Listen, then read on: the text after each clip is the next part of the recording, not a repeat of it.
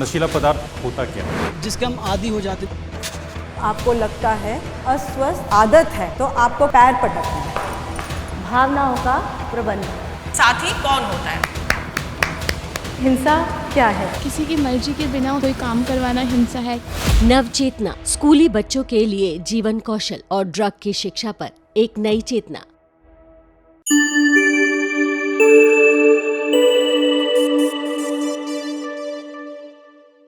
उद्देश्य, इस सत्र के अंत तक छात्र सक्षम होंगे हिंसा के विभिन्न रूपों को पहचानने के लिए और वे लड़के और लड़कियों के बीच कैसे भिन्न हो सकते हैं। युवा लोगों पर हिंसा के प्रभावों को समझने में, एक भरोसेमंद वयस्क के लक्षणों की सराहना करने में, हिंसा की घटनाओं की रिपोर्ट करने का तरीका जानने के लिए।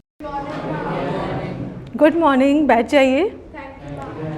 आज हम एक बहुत ही संवेदनशील मुद्दे पर बात करेंगे, चर्चा होगी और आपस में एक दूसरे के विचार साझा करेंगे। आज का विषय है हिंसा को पहचानना और हिंसा से निपटना।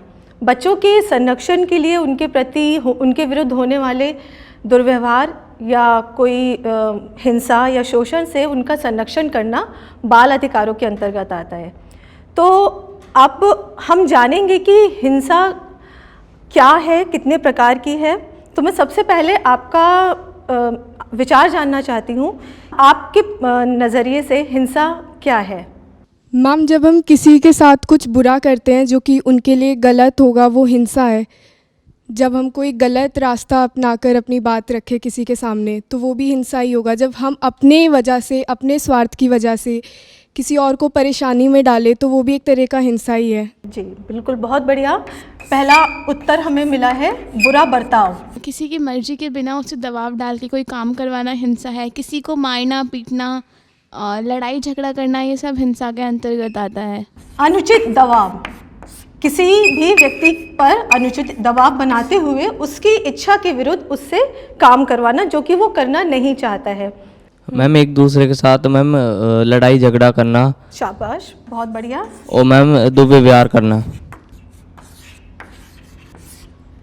अब तक जो आपने उत्तर बताए, किसी के प्रति बुरा बर्ताव, अनुचित दबाव, लड़ाई झगड़ा या दुर्व्यवहार, हिंसा की एक सुनियोजित परिभाषा के अंतर्गत भी ये सारे तत्व शामिल हैं।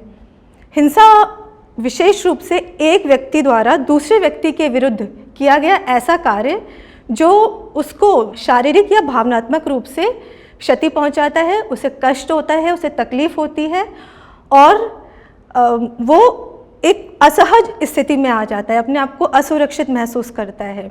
इस हिंसा की श्रेणी में यौन हिंसा भी शामिल है और ऐसे सभी काम जो मानवाधिकारों का उल्लंघन करते हैं वो सब हिंसा की श्रेणी में आते हैं।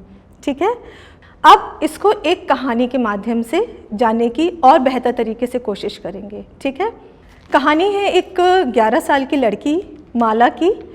माला अपनी कहानी बताते हुए कहती है, 11 साल की लड़की है और वो रोज़ स्कूल जाती है।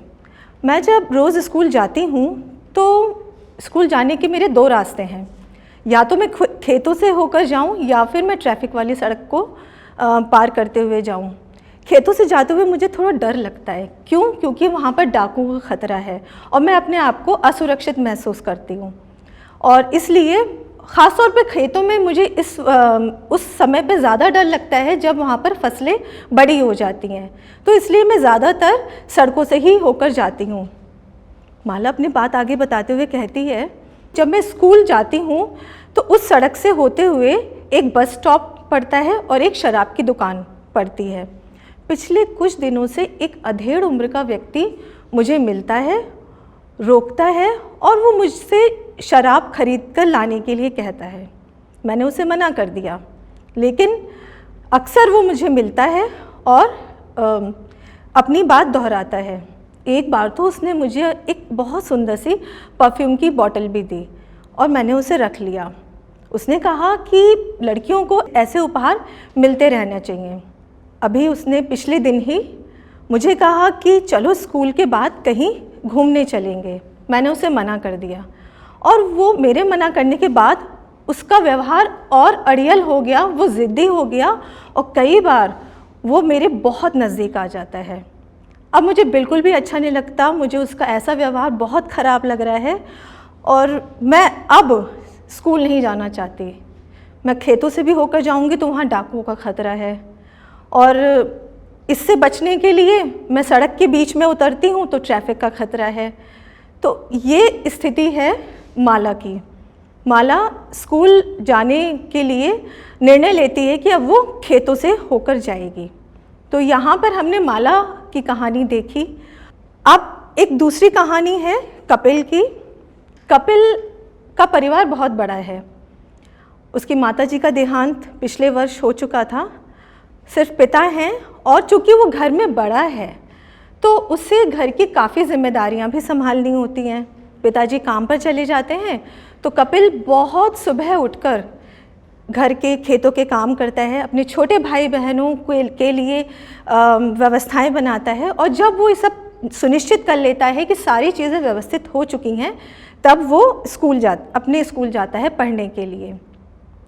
स्कूल पहुंचते ही उसके टीचर कहते हैं कि तुम तो बहुत मेहनती लड़के हो, ऐसा करो जाओ ज़रा बगीचे में और बगीचे में कुछ काम करके तुम्हें आना है। कपिल बगीचे में काम करके आया, क्लासरूम में बैठा, वो बहुत थक चुका था। चूँकि वो बहुत सुबह से उठता है, घर के काम ख़त्म करता है, स्कूल आने पर टीचर उसको बगीचे में भी काम करने के लिए भेज देते हैं। क्लास में जब वो आता है तो बेहद थक चुका होता है। जो पढ़ाई चल रही है कक्षा में उसे कुछ नहीं समझ में आता, क्योंकि कई बार अक्सर उसके इससे पहले वाले विषय या इससे पहले वाले पाठ छूट चुके होते हैं जिनको कि उसको समझने में कठिनाई आती है। कपिल बहुत हताश हो चुका है। उसने भी स्कूल ना जाने का निर्णय लिया। वो कहता है मुझे स्कूल नहीं जाना है, मुझे स्कूल पढ़ने के लिए जाना है, काम नहीं करना है, मैं कक्षा में बैठना चाहता हूँ सीखने के लिए। ये कपिल की कहानी थी। दोनों कहानियाँ आपको स्पष्ट हो गई, माला की कहानी और कपिल की कहानी। आपके नज़रिए से, आपके दृष्टिकोण से आप ये बताइए कि दोनों ही बच्चे, दोनों ही विद्यार्थी किस प्रकार की हिंसा का सामना कर रहे हैं। माला के केस में, हाथ खड़ा कीजिएगा, माला के केस में माला किस प्रकार की हिंसा का सामना कर रही है? मैम माला के केस में बुरा बर्ताव। अच्छा,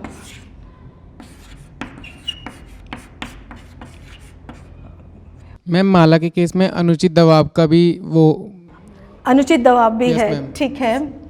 माला के केस में और क्या आप देखते हैं, आपके नज़रिए में क्या है कि माला किस तरह से परेशान है, किस तरह की बातों को वो फेस कर रही है, किस तरह की बातों का वो सामना कर रही है? मैम माला पर मानसिक दबाव भी है। माला पर मानसिक दबाव है। बहुत बढ़िया, बहुत अच्छा अवलोकन है।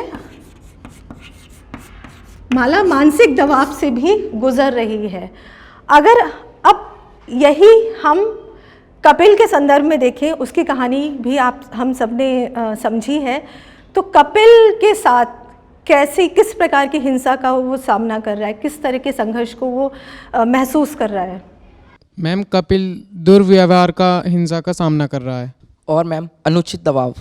मैम कपिल शारीरिक दबाव से भी जूझ रहा है। शारीरिक दबाव, बहुत बहुत बढ़िया, शारीरिक दबाव। क्या आपको ये नहीं लगता कि उसके ऊपर भी मानसिक दबाव है अपनी पढ़ाई बेहतर करने का, क्योंकि वो विषयों को, पाठ को समझ नहीं पा रहा है, किस वजह से उसकी कक्षाएं छूट चुकी हैं, इसलिए वो पहले के पाठ स्पष्ट नहीं है, इसलिए वो उनसे अगले क्रम में आने वाले पाठों को समझ नहीं पा रहा है। दूसरा सवाल है कि अगर मान लीजिए कि माला की कहानी में कपिल और कपिल की कहानी में माला मुख्य किरदार के रूप में हैं, तो कपिल जब स्कूल जा रहा है, जो कि माला ने महसूस किया, तो अगर वहाँ पर कपिल होता तो वो किस प्रकार की हिंसा का सामना कर रहा होता? मैम किरदार बदल जाने से हिंसा नहीं बदलेगी, सेम तरह का जो फीलिंग है वो दोनों महसूस करेंगे। बिल्कुल, बहुत सही बात है। दोनों तरह का ही दुर्व्यवहार है उनके प्रति, दोनों तरह के ही जो माला महसूस कर रही है सेम बिल्कुल वैसा ही कपिल भी महसूस कर सकता है, इसमें कोई अंतर नहीं है। मैम अगर माला की जगह कपिल होता तो शायद वो व्यक्ति उसे परेशान ना करता क्योंकि वो लड़का है। और अगर कपिल खेतों से जाता तो वो सक्षम होता कि वो उन डकैतों से लड़ सके क्योंकि वो लड़का है। तो इसमें जो दोनों लोगों में अलग अलग हिंसा हो रही है वो लड़का और लड़की ये देख के भी हो रही है। हाँ, बिल्कुल सही आपने कहा। लेकिन अगर वो कपिल उस अवस्था में माला वाली कहानी में डाकुओं का सामना करता तो उसके साथ भी वही संभावनाएं हैं जो माला के साथ दुर्घटनाएं होने की संभावनाएं हैं, वही कपिल के साथ भी है। अच्छा, चलिए ठीक है।